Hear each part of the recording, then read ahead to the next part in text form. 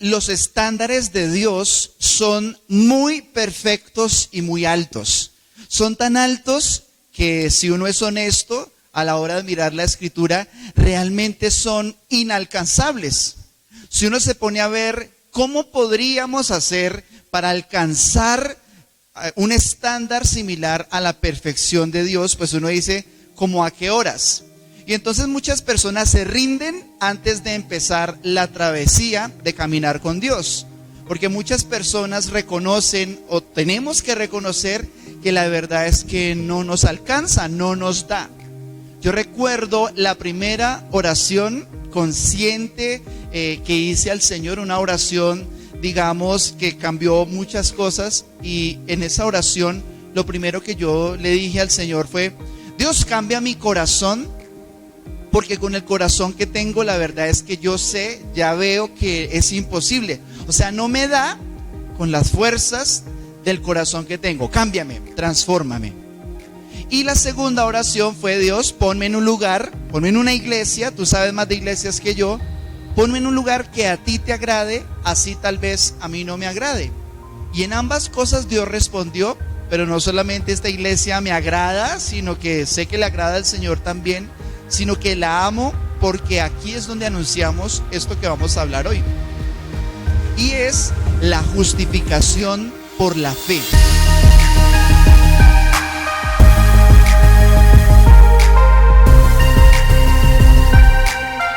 Este es el tema central de esta noche, pero también el de los próximos capítulos. Todo lo que deriva de la justificación que viene a nuestras vidas por medio de la fe. Y vamos a leer, para introducir, retomamos un poco lo que hablamos la semana anterior. Dice Romanos capítulo 3, versos 9 al 12, dice así.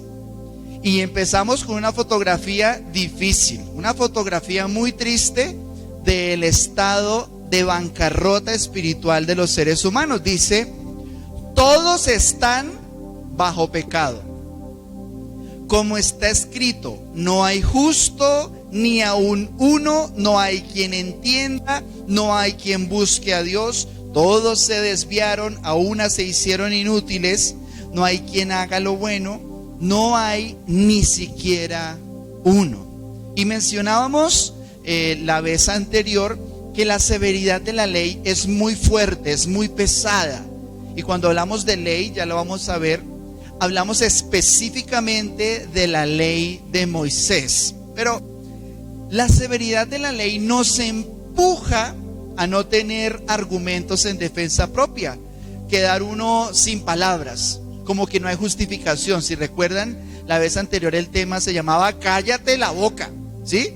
Porque eso es lo que busca precisamente la severidad de la ley. Dice en el versículo 19 y 20, donde quedamos hace 8 días, dice, pero sabemos que todo lo que la ley dice, lo dice a los que están bajo la ley, para que toda boca se cierre y todo el mundo quede bajo el juicio de Dios, ya que por las obras de la ley ningún ser humano será justificado delante de él, porque por medio de la ley es el conocimiento del pecado.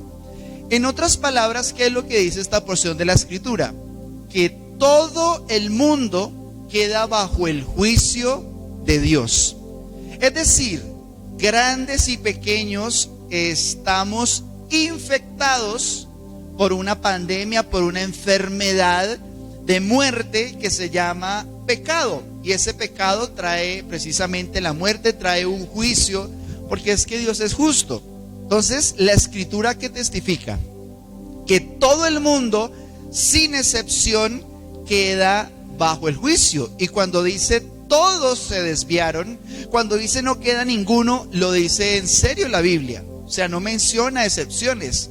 Por eso siempre que usted le va a hablar de Dios a alguien, usted sabe que esa persona, si no tiene a Cristo, está en bancarrota espiritual. Así tenga saco, corbata, sea bien hablado, bien vestido, aunque en su alma y en su cuerpo y en la naturaleza, en esta vida, sean prósperos, ¿sí? Seguramente si esa persona no tiene a Cristo, está en bancarrota espiritual para con Dios. Entonces, cuando la Biblia dice todos, es que realmente todos los seres humanos sin Dios estamos o estaríamos destinados a un juicio, a una muerte segura. Y el panorama es muy oscuro. Usted lea Romanos, la carta a los Romanos, capítulo 1, 2 y 3, como lo hemos venido viendo. El panorama es sombrío, describiendo precisamente esa bancarrota del ser humano. Pero también dice este pasaje que por las obras de la ley nadie será justificado. Es decir, que delante de Dios no hay manera alguna en la que nosotros podamos pagar precisamente esa deuda tan grande. Y hoy, como vamos a hablar de justificación, vamos a hablar apenas a tocar un poco lo que es la dicha del perdón. Vamos a ver que en la Biblia hay muchas palabras que son muy importantes y muy preciosas. Sin embargo, hoy, para mí, tal como lo entendemos, la palabra más importante de lo que vamos a ver es la palabra pero. Ese es uno de los peros más importantes en la Biblia. ¿Por qué? Porque todo lo que ha hecho el apóstol Pablo, hablando de Romanos, al describir a los seres humanos, es poner de manifiesto que ni los hombres que no son judíos, ni los judíos, que ninguna persona se escapa de esto, que ninguna persona se salva. Y mejor dicho, lo deja supremamente claro, lo delinea muy bien, y es que ninguno tiene justificación, ninguno hace delante de Dios lo suficiente para estar en los estándares de su justicia. Y dice que a pesar de todo eso, hay un par de peros que estamos viendo, y este es el pasaje que hoy nos vamos a tomar el tiempo para meditar en él palabra por palabra. Y vamos a leer Romanos capítulo 3, versos desde el 21 al 23, y más adelante avanzamos un poquito más, pero dice así: a pesar de que no hay ni uno justo, no hay ni uno bueno, dice, pero ahora, aparte de la ley, se ha manifestado la justicia de Dios, testificada por la ley y por los profetas. La justicia de Dios por medio de la fe en Jesucristo, para todos los que creen en Él. Porque no hay diferencia, por cuanto todos pecaron. Entonces, ese pero que aparece aquí es una alternativa a la bancarrota de los seres humanos. Ese pero nos da una entrada a algo diferente que propone Dios. Y la primera parte de lo que vamos a analizar, Dios dice, pero aparte de la ley. Esa expresión es muy importante, porque una cosa es la ley, ¿no? Y cuando hablamos de ley, insisto, hablamos de la ley de Moisés, los más de 600 mandamientos, los 10 mandamientos, pero también los otros que aparecen allí en Éxodo, Levítico, Números, Deuteronomio. Entonces, cuando dice aparte de la ley, claramente dice que es diferente, es distinto. La palabra aparte, lo que ahí se tradujo en español como aparte, es la palabra joris. Joris en el griego significa separadamente, aparte de, o sin contar con. Mire, muchas personas empiezan a leer la Biblia por el libro de Génesis. Yo empecé así, yo recuerdo que tenía más o menos unos 12, 13 años y empecé a leer la Biblia de tapa a tapa, y empecé por Génesis, y entonces se puso tremendo porque uno se encuentra con la caída del hombre y uno encuentra unas historias allí bastante crudas, bastante fuertes. Pero cuando uno llega a Éxodo, cuando llega la esclavitud del pueblo de Israel, e inmediatamente el pueblo es liberado. Cuando salen de Egipto con maravillas, con mano fuerte, el Señor los saca, dice la Biblia. Y todas las señales que hace Dios para liberarlos, e inmediatamente el pueblo empieza a fallar y a fallar y a fallar, porque tenían una mentalidad de esclavitud, pero no solamente esclavos a Egipto, esclavos a las costumbres y a la espiritualidad de Egipto, sino esclavos también al pecado, esclavos a la naturaleza con la cual ya hemos descrito anteriormente.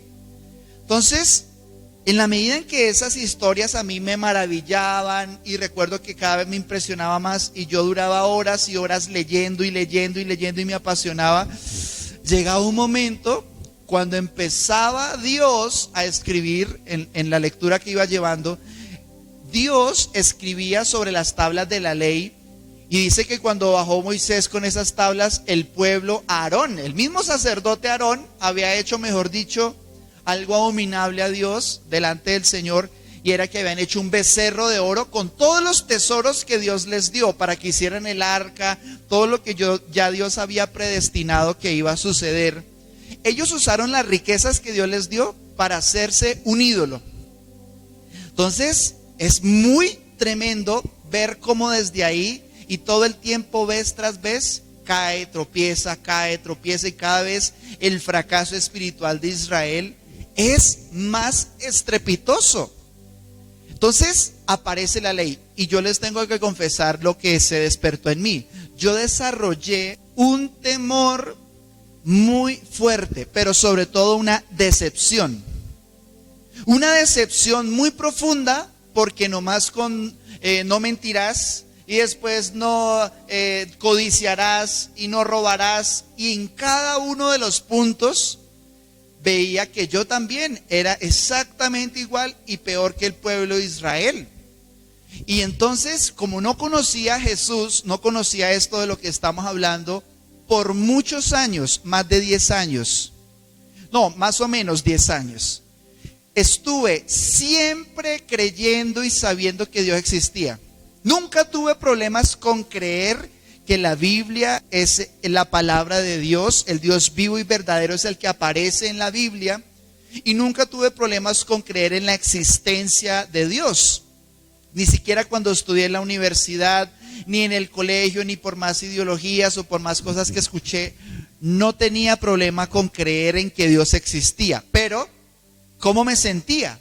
Me sentía en el fracaso, en la bancarrota, supremamente desagradable. Yo sabía que me desagradaba a mí mismo, sabía que le desagradaba a las demás personas, sabía que desagradaba a Dios. Y hubo pensamientos en mi adolescencia de rabia, de odio, pensamientos de suicidio, pensamientos de lujuria, de cualquier cosa para tratar de sostener un poco esa bancarrota espiritual. Pero la ley, al conocer lo que Dios le dijo a Moisés en el monte Sinaí, me dio cuenta de que los estándares de Dios eran como intentar tocar el cielo con la mano. Es decir, me di cuenta muy pronto que era imposible. Y como no tuve nadie que me guiara hacia Cristo, no pude comprender durante casi 20 años lo que significa la gracia de Dios, su misericordia, su bondad, su justificación. Entonces fue una vida muy gris. La verdad es que yo tengo que admitirlo. Mi infancia, mi adolescencia, por situaciones de esta vida y sobre todo por eso que fue un agravante. Yo tengo que admitirlo. Haber leído eso en las Escrituras no me ayudó a acercarme más a Dios, sino que por el contrario, yo ni siquiera toqué la Biblia. Ya hubo un momento que yo me sentía tan vacío y tan muerto que ni ir a la iglesia, ni escuchar la palabra de Dios, y empecé a disfrazar ese fracaso espiritual con rechazo a la religión. Empecé a disfrazar esa bancarrota espiritual y a embadurnarla un poquito, a maquillarla, a echarle perfume con fiestas, con amigos, con cualquier cosa que intentara aliviar el dolor y me ayudara a olvidar el profundo sentimiento de desarraigo, de soledad existencial que tenía, porque sabía que estaba muerto, porque sabía que no había esperanza, pensaba que no había esperanza para mí,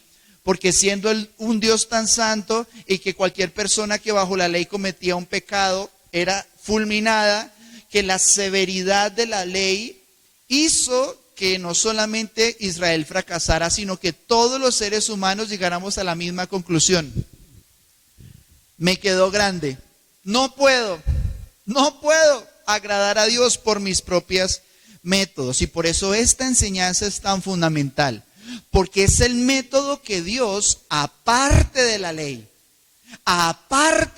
es el método que el Señor utiliza para atraernos a Él, para librarnos de esa bancarrota espiritual. Ahora, este pasaje dice que este método de Dios de justificación por medio de la fe ya había sido testificado por Moisés, por la ley de Moisés, y había sido testificado también por los profetas. Pero como les decía, cuando leí la Biblia las dos primeras veces que estaba sin el Espíritu Santo, nadie de mi familia se tomó la molestia de hablarme, y vino la adolescencia y todo lo que les contaba ahorita, pues entonces no pude ver claramente, no, aunque genuina y sinceramente yo quería conocer y quería agradar a Dios, me fue imposible.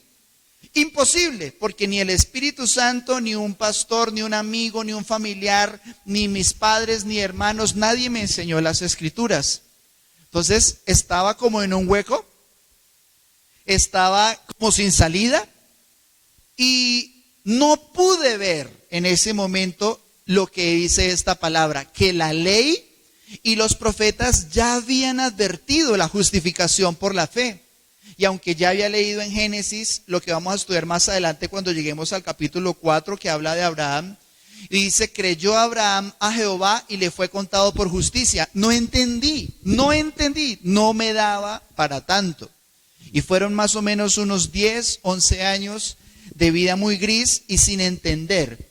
Pero hoy le pido al Señor que nos permita introducirnos en esto que nos va a tomar varios meses, porque el apóstol Pablo se tomó varios capítulos y la mayoría de ellos están en el libro de Romanos para llegar a este punto: la justicia por la fe en Jesús. Ahora, ¿qué significa la justicia por la fe en Jesús?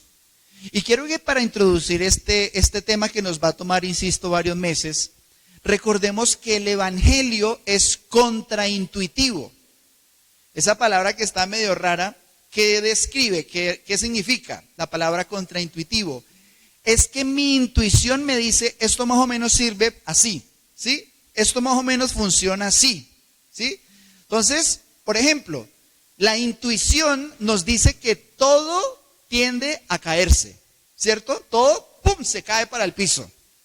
Entonces, cuando uno por primera vez ve un avión volando, uno dice, ¡guau! Eso es muy pesado. Es imposible. Y los niños que viven por intuición, ¿qué es lo que preguntan cuando ven un avión por primera vez? Dicen, papá, mamá, ¿por qué los aviones siendo tan pesados vuelan? Papá, mamá, ¿por qué si un barco lleva gente no se hunde? Porque ¿qué me dice mi intuición? Que todo lo que sube baja, que todo lo que yo meto en el agua empieza a hundirse. Entonces, la justicia por la fe es contraintuitiva. ¿Por qué? O sea, va en contra de mi intuición. Porque ¿qué me dice mi intuición? Lo mismo que me ha hecho la religión. La intuición me dice, pórtese bien, haga las cosas bien, y usted va a agradar a los demás, y entonces usted también puede agradar a Dios así. Entonces, toda la infancia, dele la misma enseñanza. Pórtese bien para que le vaya bien. Si se porta mal, le va a ir mal. Entonces uno le queda arraigado eso en el interior, además porque casi siempre nos lo hacen entender a golpes, ¿no? Entonces lo que uno aprende a golpes, la letra con sangre entra.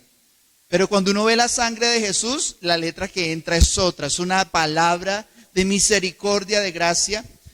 Pero el evangelio en ese respecto es contraintuitivo, porque ¿qué es lo que pensaba yo por casi una década de mi vida? Una década muy gris, muy oscura, muy desafortunada. Es que tenía que mejorar mi vida para que Dios me amara. Tenía que hacer ajustes en mi manera de hablar, de tomar decisiones, en mi manera de estudiar, y trataba desesperadamente de agradar a las personas, agradarme a mí y agradarle a Dios, pero siempre fracasaba, siempre fracasaba en ese respecto, porque cuando intentaba hacer las cosas bien, venía la carne, venía la tentación, venían los amigos, venían las costumbres, la cultura, el lugar donde yo vivía y estaba inmerso, y siempre la frase de la culpa es: esta es la última vez. La frase de la culpa es: ya no más, ¿sí? Y eso es una manera muy triste para vivir, es una manera muy desafortunada para vivir. Pero cuando conocí esta verdad, mi vida y mi manera de entender a Dios, mi manera de verme a mí, mi manera de conocer a Cristo Jesús, la manera de apreciar lo que pasó en la cruz, cambió para siempre, tanto que hoy vivo para esto. Si en algo mi vida ha de ser útil, es para esto que está sucediendo.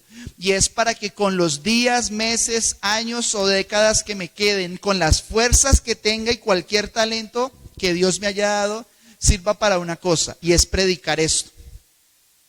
La justicia que es en Jesús por medio de la fe. Esto es lo único valioso que yo puedo hacer en la eternidad con mi vida, es anunciar a Cristo. Pero dice ese pasaje que empezamos a leer, que el evangelio, que esa justificación, que esa gracia que nos ha sido concedida, dice, es para todos los que creen. Entonces veíamos al principio que la condenación es para todos los que pecan, ¿cierto? Dice la escritura, no hay ni uno bueno, todos han pecado, todos se desviaron y por lo tanto todos van para el infierno, para la condenación, para la falta de justicia. Pero cuando accedemos a el pero, que estábamos hablando ahorita, ese pero cambia la oportunidad de acercarnos a Dios, de conocerlo, de estar limpios, justos y sin mancha, pues dice, para todos los que creen. Y de la misma manera que cualquiera muere sin Cristo, también cualquiera. Ojo con lo que estamos estudiando hoy. Cualquiera, y si dice cualquiera, es cualquiera. Aunque haya cometido atrocidades que parecen imperdonables, aunque haya atravesado situaciones de vida muy duras, muy difíciles, aunque uno piense, no, esa es la persona que de último se va a salvar. Me salvo yo primero antes que ese, ¿cierto? Pero ¿quién es Jesús? Jesús se deleita. El gozo supremo de Jesús lo describe en Juan capítulo 4. Él dice, mire, esto es mi comida. Este es mi alimento, una comida que ustedes no conocen, y es la comida de justificar a los que no se lo merecen, pero creen. La comida de traer salvación a los que no se lo merecen, pero creen en Él. Como sucedió con la mujer samaritana. 5 maridos has tenido, imagínate, la viuda negra, pues, ¿sí? 5 maridos, un vacío había en esa mujer, una soledad tan profunda que no le bastaba a un hombre. Necesitó muchos para llenar lo que había en su corazón, esa falta de amor tan tremenda. Pero cuando el Señor le comparte a ella la salvación, le dice, yo soy el Cristo, y le habla del agua viva, y le habla de vida eterna, y de redención y de perdón, esa mujer creyó, se fue feliz, trajo al marido, trajo un montón de gente, llevaron a Jesús a la ciudad, Y los discípulos, cuando vieron que Jesús había estado hablando con esa mujer, le dijeron, bueno, ¿y qué? ¿No vas a tomar agua? Estábamos trayendo aquí algo de comer. Y dice el Señor, no, ya no quiero comer nada. Porque es que ya estoy lleno. O sea, el gozo espiritual del alimento, de traer justificación gratuitamente, como vamos a ver, es lo que llena a Jesús. Conoce a Cristo e irremediablemente vas a conocer que el Señor tiene una profusión, una profesión, tiene una vocación, tiene una, no sé, es como una pasión en Él de salvar a los que no tenían salvación, de los que no se lo merecen. Por eso habló a las prostitutas, a los ladrones, hasta a los fariseos. Pablo era fariseo, ese sí estaba más endurecido y con menos salvación que cualquiera. Pero dice, para todos los que creen. Por eso usted nunca piense en su corazón, no, ese no va a recibir, porque ese es el que más necesita. El que menos ganas tiene de oír a Jesucristo es el que más lo necesita. A mí me molesta que personas traten de hacer que la puerta estrecha sea más estrecha. Y ponen requisitos y ponen una cantidad de conflictos y problemas y ponen esto y ponen lo otro para uno acercarse al Señor. Y ponen más barreras. Y el Señor les dijo a los discípulos, miren, dejen que los niños vengan a mí, no se los impidan, porque de ellos es el reino. Y por allá un ciego, Jesús, Jesús, hijo de David, ten misericordia de mí. Y entonces, cállese hermano, cállese, hágase, no moleste al maestro. Y el Señor lo regañó y les dijo, no, tráiganlos para acá. ¿Qué quieren que les hagan? Señor, que recobremos la vista. ¡Pah! Entonces, el Señor Jesucristo no es una puerta cerrada. ¿Es una puerta estrecha? Sí. Estrecha porque es una sola persona. Pero es una puerta abierta. ¿Para quiénes? Para todos los que creen. Dice Juan capítulo 1, verso 12. Mas a todos los que le recibieron, a los que creen en su nombre, les dio potestad de ser hechos hijos de Dios. Entonces, si dice para todos, es para todos. Si no es mañana, no es en un año, no es en 10 años, porque tal vez ni siquiera habrá un día más. Es hoy y es ahora. Pero dice a los que le recibieron, los que creen en su nombre. Ahora, ese pasaje dice para todos los que creen, pero para los que creen en Él. O sea, no es para los que tienen fe en cualquier cosa. No es para los que creen que la Virgen puede hacer esto, que los ángeles o que la Biblia dice cosas ciertas. No, yo creo que Dios existe. Bueno, los demonios también creen. Pero es muy específico el objeto de la fe. Por ejemplo, una persona que pone una mata de sábila detrás de la puerta, una persona que hace un riego que va donde un brujo, está teniendo fe. Está teniendo fe. ¿Pero en qué la está depositando? En cosas que van completamente en contravía de lo que Dios ha establecido. Entonces, ¿qué es lo que produce salvación? ¿Cuál es el objeto de nuestra fe? El objeto de nuestra fe es una persona. ¿Cómo se llama esa persona? Jesús. Y esto es muy clave. No, ese creía en Dios, ese se salva. Ese creía en Dios, ese se salva. No, ese iba a la iglesia, ese se salva. No. ¿Qué testifica la palabra de Dios? Que esa justificación es solamente, únicamente, exclusivamente en Él, en Jesús. Por eso no somos marianos, ni somos franciscanos, ni somos puritanos. ¿Quiénes somos? Somos cristianos, porque lo que nos define en nuestra justificación, en nuestra énfasis, en nuestra vida, en lo que somos, es Él. Mire lo que dice Hechos capítulo 4 verso 12. Dice, y en ningún otro hay salvación, porque no hay otro nombre bajo el cielo dado a los hombres en que podamos ser salvos. Mire, esta es una de las declaraciones más molestas para muchas personas. La razón por la que el mundo nos aborrece como cristianos es porque nosotros lo sabemos y lo decimos. Solamente es en Jesús. No, pero tiene que haber otra manera, tiene que haber otra persona y todas las religiones conducen a Dios. Pero si nosotros vamos a creer la Escritura, pues prediquemos la Escritura. Y o lo arrancamos de la Biblia. De ninguna manera. ¿Qué cosa sí dice la palabra de Dios? En ningún otro hay salvación, sino solamente en Él para poder ser salvos. Pero retomemos en donde estábamos.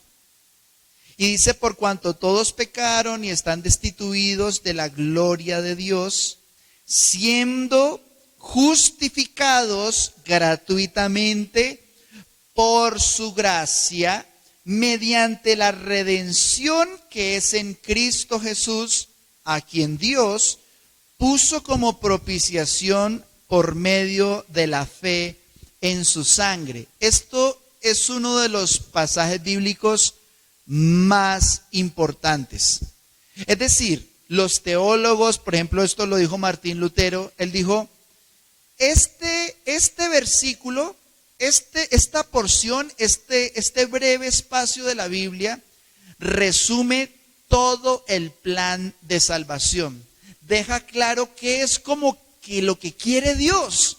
¿A dónde le apuntó el Señor cuando hizo los cielos, las estrellas, el mar, los animales y a los seres humanos? ¿Y por qué la cruz? ¿Y por qué la manera en que nosotros podemos acercarnos a Él? Esto que usted está viendo ahí en la pantalla es el resumen, así, si uno lo pudiera simplificar, de todo el plan de Dios. Porque dice, todos pecaron, están destituidos de la gloria de Dios, pero dice, siendo justificados gratuitamente por su gracia, mediante la redención que es en Cristo Jesús, a quien Dios puso como propiciación por medio de la fe en su sangre. Y vamos a tomar entonces algunos conceptos que trae este pasaje implícito. Y el primero de ellos es que el pecado trae destitución. Es tremendo porque el pecar, el fallar, el no hacer la voluntad de Dios siempre ha traído consecuencias. Y la destitución es una recompensa espiritual a la vida de pecado o a la naturaleza de pecado. Entonces, una persona sin Cristo, una persona sin Dios, lucha con el pecado, pero siempre va a perder. Pero una persona con Cristo, aunque tenga luchas contra el pecado, tenga luchas con el pecado, ya tiene la victoria. Que somos más que vencedores, ¿cómo? Por Cristo, por su sangre, por aquel que nos amó. Entonces, el pecado no es igual para los creyentes que para los no creyentes. Y ambos, como lo hemos mencionado, ambos pueden o podemos tener luchas con el pecado, pero para los cristianos es una lucha que siempre vamos a ganar en Cristo, en Él, por su redención, por su sangre. Ahora, la palabra destitución que se utilizó allí donde dice en Romanos 3:23, porque todos están destituidos, es la palabra justereo. Y esa palabra que se tradujo como destituidos, justereo, significa quedarse corto, ser deficiente, faltar, ser inferior, tener menos, padecer necesidad o pobre, ser pobre, estar en deficiencia.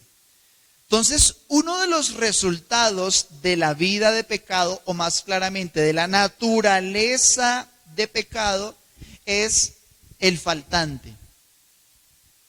Es la ruina, es la destitución. Esa es una consecuencia ineludible, porque dice que es como el pago, es la retribución que Dios da. Por eso empezamos todos estos capítulos hablando de eso que parece ser una mala noticia. Pero bueno, y la pregunta es, ¿y ahora qué hacemos? ¿Y ahora qué hacemos? Listo, ya me di cuenta de que soy pecador, ya me di cuenta de que soy pobre espiritualmente, de que me falta, de que tengo un vacío, de que tengo muchos faltantes. La respuesta está de aquí en adelante. Dice así: siendo justificados gratuitamente por su gracia. Ahora, ¿qué significa ser justificado? Ser justificado quiere decir que después de un proceso judicial, después de unas evidencias, de unos testimonios, hay un veredicto. Y el veredicto es, o es inocente o es culpable. Entonces, ser justificado es cuando, a pesar de toda la destitución, de toda la pobreza, la ruina, la muerte, el vacío existencial, de todo lo que había, a pesar de eso, Dios deliberadamente hace una cosa: nos justifica. Entonces viene una persona completamente muerta ante el Señor. Pero si esa persona viene con Cristo, con la sangre, con la fe en la sangre de Jesús, esa persona inmediatamente, desde el instante en que la sangre de Jesús fue sobre él o sobre ella, vino una justificación. Eso lo describe en otras porciones de la Biblia de muchas maneras. Hay muchas maneras de describirlo. Por ejemplo, había una muchacha por allá en Jericó que ella era prostituta. Y esa muchacha de moral tan dudosa creyó que el pueblo que venía era el pueblo de Dios y recibió a los espías y los guardó, y pusieron para señal de que cuando viniera la destrucción sobre Jericó, eso usted lo encuentra en el libro de Josué, pusieron una tela roja en la ventana, una tela escarlata. Entonces, cuando llegaron, acabaron con todo el pueblo, menos cuando hicieron las vueltas a Jericó, que se derribaron los muros y después mataron a todos los que estaban adentro. Solamente donde estaba la tela, ahí los que estén en esa casa no van a morir. O sea, ellos venían con todo a acabar con todos. Pero esa prostituta Rahab aparece en Hebreos 11 como una de las heroínas de la fe. Y uno dice, pero ¿a qué horas esa mujer se coló ahí donde está Abraham, donde está Moisés, donde están todos los duros, los tremendos hombres de Dios? Uno dice, pero ¿a qué hora se coló esta acá? ¿Usted qué hace acá? Creyó. Tuvo fe. Lo mismo con Israel cuando salió de Egipto, que en el dintel pintaban con la sangre del carnero, del cordero. Entonces, sistemáticamente la Biblia una y otra vez pone muchas evidencias de esa justificación gratuita, de esa justificación deliberada que Dios trae sobre los injustos. No me diga usted que necesita ser justo para ser justificado si usted me está diciendo que es cristiano. Porque ¿qué dice la Biblia? Que el Señor es como el médico que no vino a buscar a los sanos. ¿Vino a buscar a quiénes? A los enfermos.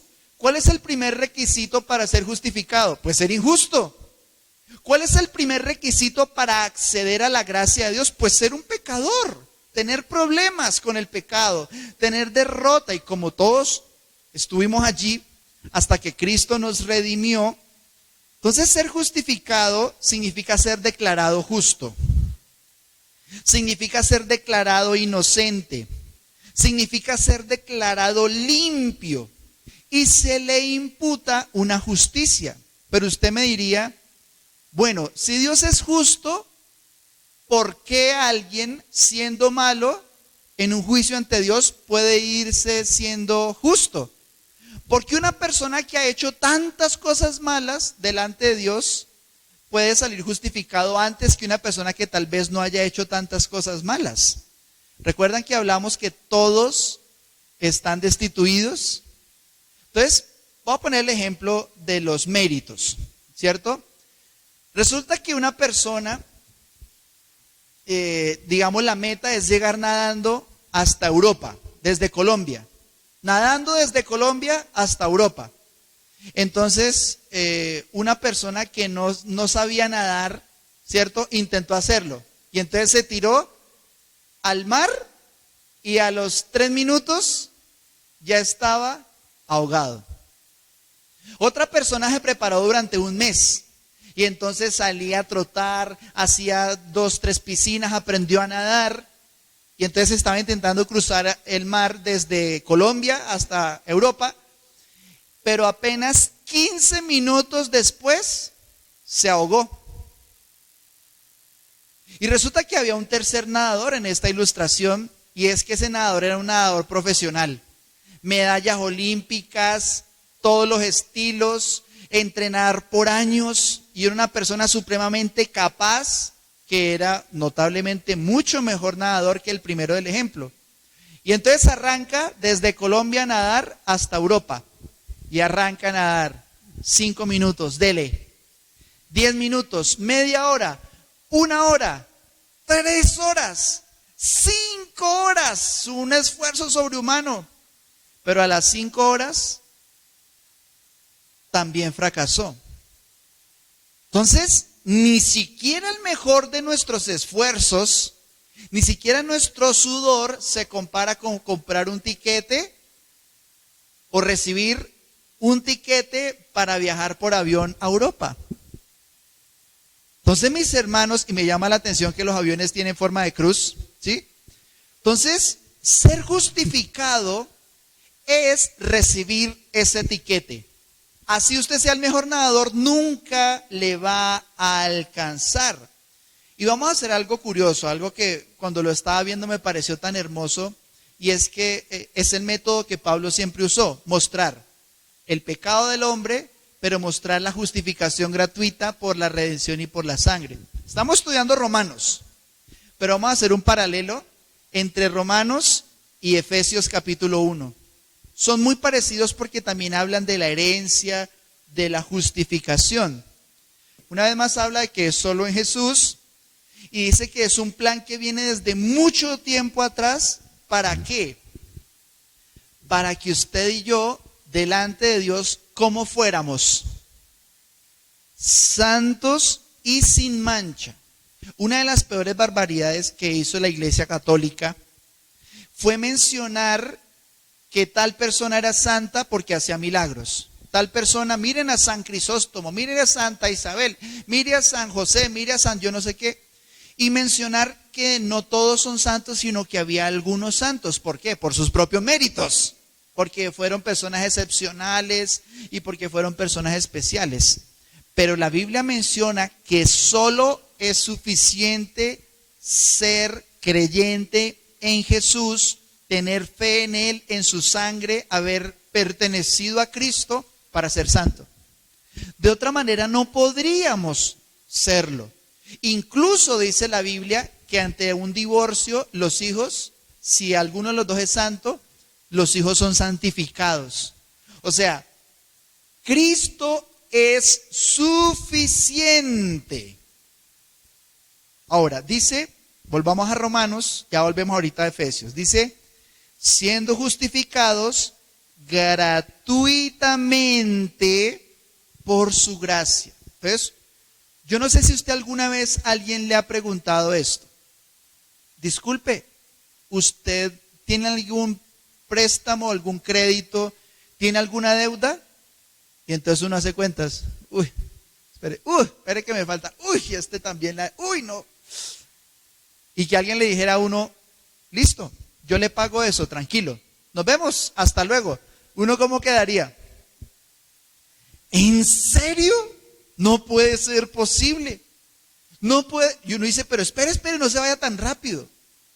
Una vez que hicimos una remodelación en la iglesia, hicimos una remodelación más o menos de unos 10 millones de pesos. Se invirtió en la iglesia y estábamos dispuestos a creerle al Señor y a trabajar para pagar esa remodelación que se hizo. Se compraron varias cosas, se acomodó todo lo más bonito posible para que el lugar de reuniones fuera pues apropiado para la gente y pudiéramos estar cómodos adorando al Señor, que fuera más agradable, bonito, que fuera con excelencia. Y una persona se me acercó y me dijo: pastor, tranquilo, nosotros cubrimos eso, una pareja, nosotros cubrimos eso.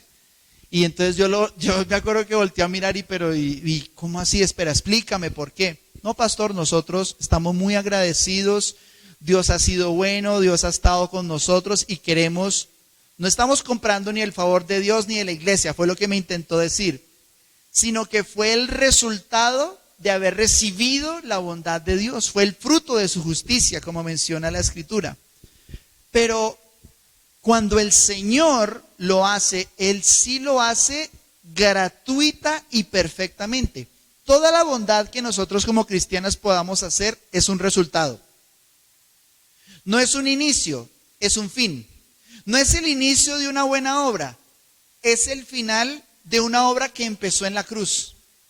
Empezó en la cruz hacia mí, fue una semilla que se sembró para siempre. Dios puso su bondad en mí, que yo no la tenía, y entonces empiezan a brotar desde mí, desde mi vida, desde mi familia, desde mi casa y de mis decisiones, lo que ya recibí.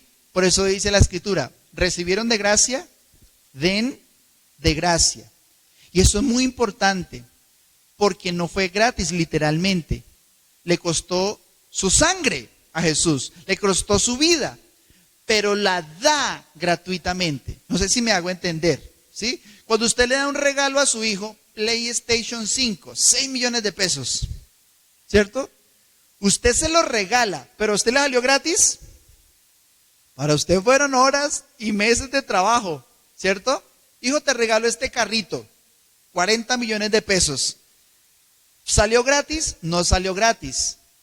Fue muy costoso, pero darlo hizo que fuera algo gratuito para quien lo recibe, no para quien lo da. Entonces nosotros fuimos justificados sin hacer nada, solo por ser hijos, solo por haber creído en Jesús, y aún la fe nos la da el Señor. Entonces, fue dado gratuitamente. Un cristiano que ha tenido fe, valga la redundancia, se distingue por ser una persona llena de gratitud. Porque eso es como cuando una persona le estalla una bomba, le explota una bomba, es imposible ser indiferente. Es imposible no salir afectado. De la misma manera, cuando a uno le estalla enfrente toda la bondad de Dios, cuando le explota tanto amor y tanta misericordia en la cruz, es imposible no ser afectado por tanta bondad. Efesios 1:5 lo menciona de una manera similar y dice: en amor, habiéndonos predestinado para ser hijos suyos por medio de Jesucristo. ¿Según qué? El puro afecto de su voluntad. En palabras castizas, porque quiso. Cuando dice el puro afecto de su voluntad, es una poesía muy bonita, pero en realidad es porque se le dio la gana, en otras palabras. Dios, ¿por qué eres tan bueno conmigo? Por el puro afecto de mi voluntad, nos responde el Señor. Dios, ¿por qué tengo tanto? ¿Por qué recibo? ¿Por qué me llamas a servirte? ¿Por qué tal cosa? ¿Por qué tal bendición? ¿Por qué la salud? ¿Por qué los hijos? ¿Por qué esta victoria? ¿Por qué? ¿Por qué? ¿Por qué tanto bien? Por el puro afecto de mi voluntad, dice el Señor. Entonces no es algo que hayamos hecho, no es algo que hayamos merecido o ganado, sino que es por su gracia. Punto. Mire, yo hubiera sabido esto cuando empecé a leer la Biblia, hubiera tenido a alguien que me guiara. Créame que esos 10 años de oscuridad de mi vida, de gris, una vida gris y desastrosa, a pesar de que había leído la Biblia 2 veces, hubiese sido muy distinta si hubiera entendido estas 3 palabras juntas. Por su gracia. La palabra gracia, que nos va a ocupar también por mucho tiempo, nos va a acompañar, es la palabra charis. Algunos lo mencionan como caris. Y es la palabra que significa aprobar, congraciarte, donativo, favor, gozo, gracia, gratitud o mérito. Es una bondad desmedida. Es tener la medida justa. Es tener el aprobado. Eso es como cuando usted o una persona se va a presentar al ejército o a la policía. Le hacen exámenes médicos, exámenes mentales, le buscan pasado judicial, referencias personales, referencias familiares, y le hacen pruebas de todo tipo. Y si en alguna se rajó, al final le ponen con rojo, ¡pa! No aprobado. Entonces, no pasé el examen, no tenía la estatura, no tengo la visión, tengo gafas, o algunos con tatuajes no lo reciben o no lo recibían, falló. Pero charis, o sea, gracia, es cuando se pone el sello, no el rojo, sino el verde, que dice aprobado. La palabra charis viene de la raíz Jairo, de donde viene el nombre Jairo. Y Jairo en el griego significa gozo, alegría, significa saltar de felicidad. Entonces, la gracia de Dios, el perdón gratuito, siempre produce por su buena voluntad, porque Él quiso, porque se le dio su agradable gana de hacerlo. Me escogió, me llamó, me limpió, me santificó sin yo haber hecho nada. Entonces, ¿para dónde se va el orgullo? Eso es lo que vamos a ver dentro de 8 días. Y esa es la primera pregunta dentro de 8 días. ¿Dónde está la jactancia? Si algo usted lo tuvo gratis, ¿usted cómo va a pelar chapa de que trabajó por él si realmente fue gratis? Dice Efesios 1:6, para alabanza, Jairo, que es gozo, que es alegría. Para alabanza de la gloria de su gracia, con la cual nos pusieron el sello verde, aprobado, con la cual nos hizo aceptos en el amado. Usted y yo tenemos que tener escrito en nuestro espíritu esa palabra: yo soy aceptado por Dios en Jesucristo. Yo soy aceptado por medio de Jesucristo por Dios. Yo soy acepto en el amado. Aunque tenga tatuajes, aunque no tenga la estatura, aunque tenga asma, aunque tenga mala visión, aunque tenga un pasado judicial reprochable, todo lo que usted quiera, apunta que no. Pero la gracia de Dios trae un gozo al poner ¡pa! Aprobado. Usted y yo fuimos aprobados por Dios. Si usted lo cree, créame que esa es la fuente de todo gozo. Esa es la fuente de toda virtud. Saber eso, creer eso, es algo muy poderoso y que nos cambia para siempre. Amén. Dice, mediante la redención que es en Cristo Jesús. De esa redención vamos a hablar más adelante, porque es un término comercial, es haber sido comprado como esclavo.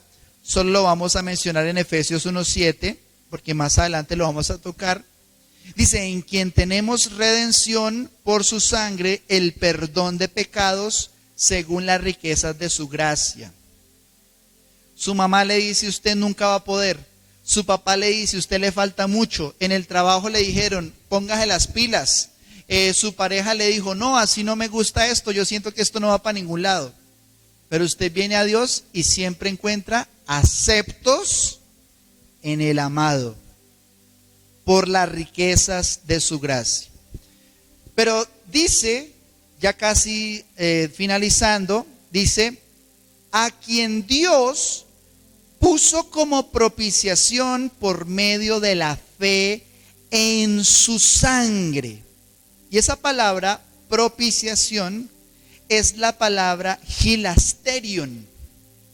Hilasterion, que significa reconciliar, víctima expiatoria, o específicamente la tapa del arca en el templo.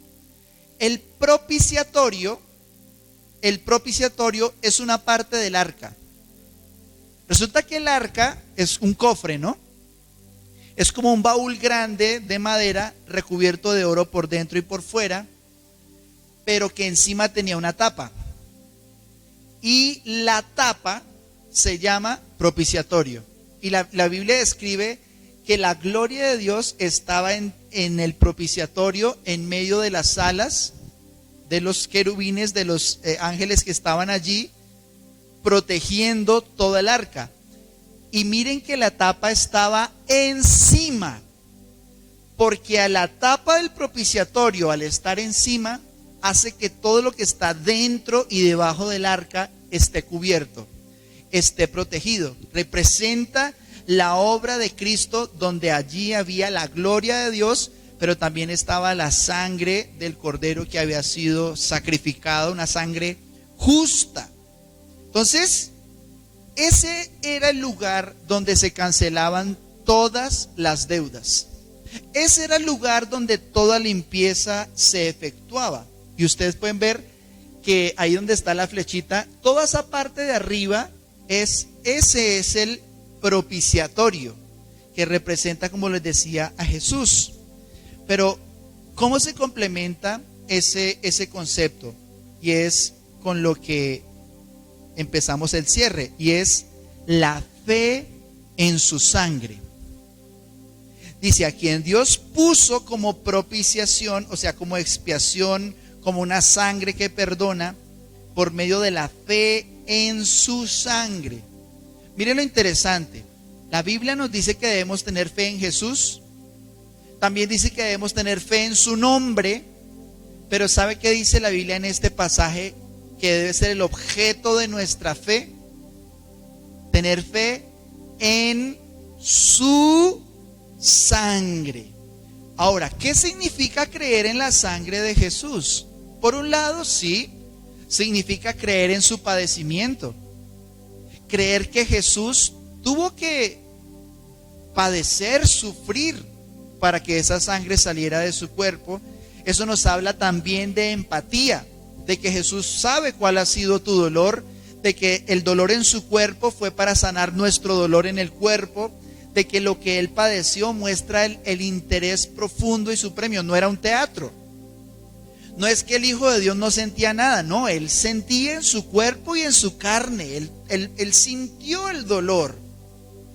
Pero realmente, ¿qué significa tener fe en su sangre? Y esto es importante. Si puede tomar apuntes, hágalo, o si está viendo este video, repítalo, porque lo voy a decir de una manera lo más sencillo posible. Creer en su sangre, tener fe en su sangre, significa confiar en el poder de la sangre de Jesús para perdonar y justificar de una manera eficaz, eficiente. Es decir, dice por allá en Hebreos, hay de aquel que tenga la sangre de Jesús como una sangre inmunda o común. Por allá en Corintios dice, hay de aquel que pisoteare la sangre del Cordero, la sangre inmolada, la sangre perfecta y limpia de Jesús. Si usted cree que la sangre de Jesús, si usted pone fe en el hecho de que la sangre de Jesús es suficiente para ser justificado, para ser perdonado, para ser santificado, usted ha puesto fe en el, si me permiten la expresión, en el líquido más precioso y perfecto de todo el universo. Porque la persona, el cuerpo, la sangre de Jesús es, digamos, una comparación a lo que hacían con el corderito, que el corderito con su sangre traía un perdón circunstancial o momentáneo.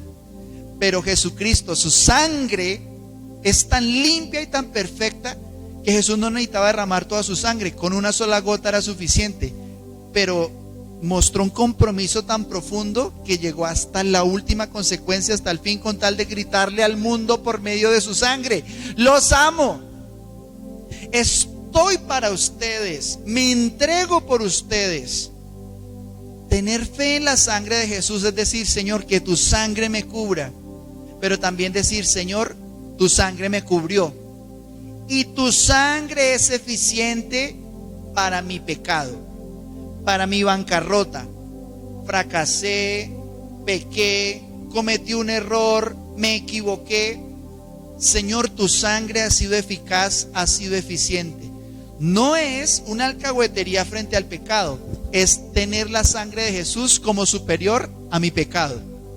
Por eso dice, justificados gratuitamente por la fe en su sangre, no en nuestro sudor.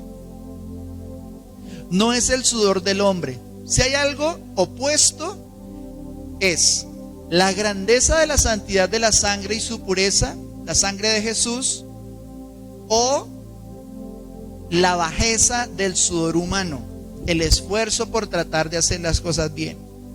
Nunca será suficiente. Y termina ahora sí diciendo, Romanos 3, 25 y 26, dice, para manifestar su justicia, ¿a causa de qué? De haber pasado por alto en su paciencia los pecados pasados, con la mira de manifestar en este tiempo su justicia, a fin de que Él sea el justo y el que justifica al que es de la fe de Jesús. Pasar por alto los pecados es lo que usted hace por sus hijos cuando el pañal cambia de color. Cuando el pañal de sus hijos ya ha sido usado, usted bota el pañal, pero no bota a su hijo. ¿Sí o no? No me va a decir que usted, ¿sí? Usted bota el pañal, pero usted no bota a sus hijos. ¿Por qué? Porque usted pasa por alto lo que salió de ese cuerpecito. Uno dice, uy, pero ¿a qué horas? Usted no es que come solo leche, usted, ¿por qué sale? ¿Y esos colores de dónde, papito? Mamita, ¿esos colores de dónde? Pero así todo usted le baña, le llena de talco, de perfume y otra vez venga a mis brazos. Pasar por alto los pecados es no tener ningún motivo para ser aceptado y aún así ser aceptado. Miren, esto es muy grande, muy sencillo, pero muy maravilloso. Y es que Dios pasó en el pasado, digamos, permítame la redundancia, pasó por alto los pecados, pero con tal de que hoy veamos dos cosas. Primero, que Él es el justo. No fue gratis, no fue porque sí, fue porque creer en la sangre de Jesús es testificar que Dios cumplió la promesa de mandar a su Salvador, de mandar a su Hijo. Pero también dice, a fin de que Él sea el justo, y no se quede solamente en decir que Dios es el justo, porque esa es solo la mitad. No, Dios es bueno, Dios es justo, Dios es bueno y Dios es justo. Uno dice, Dios es bueno todo el tiempo Dios es bueno, ¿cierto? Pero ¿sabe cómo deberíamos decir también? Él es el que justifica al de la fe de Jesús. Entonces deberíamos decir, así como decimos Dios es bueno todo el tiempo Dios es bueno, deberíamos decir Dios me justifica todo el tiempo el que me justifica es Dios, por medio de la sangre y de la fe en su sangre. Por eso, mis hermanos, no hay nada más hermoso que pertenecerle a Cristo, porque cuando nos compró, cuando nos justificó, cuando nos lavó, nos puso un sello de su sangre que nada nos podrá quitar, porque la verdad es que nosotros, al ser de Jesús, encontramos la justificación, encontramos la respuesta. ¿Hay alguien aquí que sea de Jesús? Somos de Jesús y nosotros somos justificados en Jesús por su sangre, por el puro afecto de su voluntad, y fuimos justificados en Cristo gratuitamente, una vez y para siempre. Amén.